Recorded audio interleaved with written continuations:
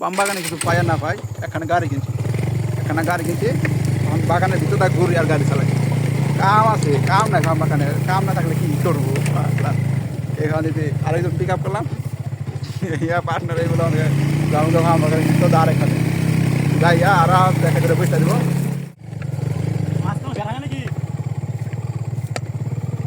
ও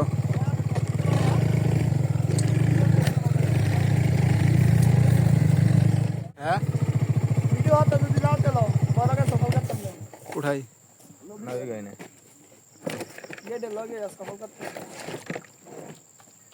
লো এই পাপে কোনো দেখা করবার নিয়ে এখন না করো কত আরামের ভিডিও করতেছি, ভাবিরা ফোন দেয় কিরমটা লাগে কোন শ্রেণী।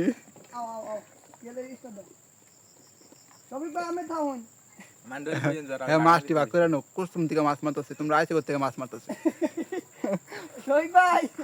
মাছটি আমি ভাগ করি না, আমরা গেলাম মান্ডুদার ফোন করে কই যে সবাই মাছ মারতে গেছে। যাক না কেন মিলা জিলা বা সুখ শান্তিতে কাজ করতে চাইলে পাম বাগানে উপযুক্ত।